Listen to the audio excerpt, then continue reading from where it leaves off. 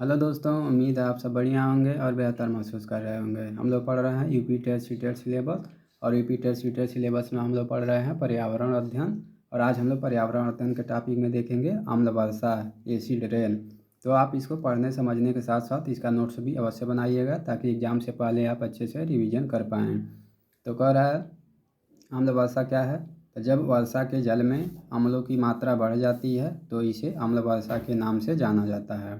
तो यही इसका डिफिनीशन है कि जब वर्षा के जल में अम्लों की मात्रा बढ़ जाती है तो इसे अम्ल वर्षा के नाम से जाना जाता है। या फिर दूसरा परिभाषा हो जाएगा ऐसी वर्षा जिसका पीएच मान 5 से 6 से कम हो। ठीक है ना। तो ऐसी वर्षा जिसका पीएच मान 5 या 6 से कम हो अम्ल वर्षा कहलाती है। यानी कि वर्षा का जो पीएच मान है वह हमेशा 5 या 6 से अधिक ही होना चाहिए। अगर 5 या 6 से कम रहेगा तो वह अम्ल वर्षा कहलाएगा। अब कह रहा अम्लीकरण एक प्रक्रिया है जिसमें अमोनिया, नाइट्रोजन के ऑक्साइड एवं सल्फर के यौगिक रासायनिक अभिक्रिया द्वारा अम्लीय पदार्थों में बदल जाते हैं।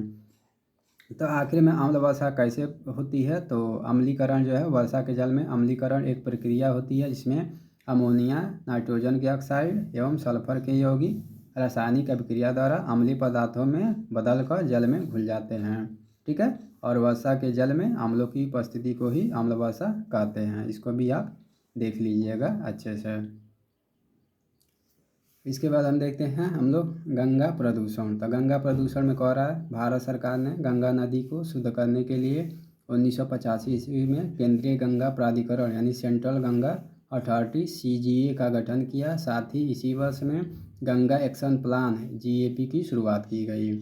ठीक है। तो GAP फर्स्ट की शुरुआत 1986 से 1993 के बीच में किया गया था।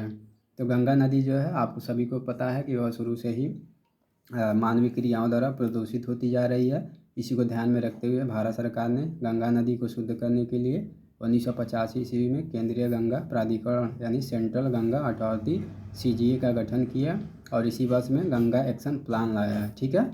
जिसकी शुरुआत की गई और गंगा एक्शन प्लान फर्स्ट की शुरुआत 1986 से 1993 के मध्य किया गया। 1995 में केंद्रीय गंगा प्राधिकरण यानी CGA का नाम परिवर्तित कर राष्ट्रीय नदी संरक्षण योजना यानी NRCP के रूप में विलय कर दिया गया। ठीक है ना। तो जिससे गंगा नदी को शुद्ध किया जा सके। अब गंगा नदी के बारे में कुछ चीज़ें और जान लेते हैं। यहाँ कह रहा गंगा नदी में BOD की सर्वाधिक मात्रा कानपुर और इलाहाबाद के मध्य पाया जाता है। और गंगा नदी में बैक्टीरियोफेज नामक वायरस पाए जाते हैं जो बैक्टीरिया आदि को खा जाते हैं। इससे गंगा नदी स्वच्छ रहती है। ठीक है। यह था अम्ल वर्षा और गंगा प्रदूषण। इसको भी आप अच्छे से देख लीजिएगा, समझ लीजिएगा और बेहतर तरीके से इसका नोट्स बना लीजिएगा। तो उम्मीद है आपको वीडियो अच्छा लगा होगा। धन्यवाद।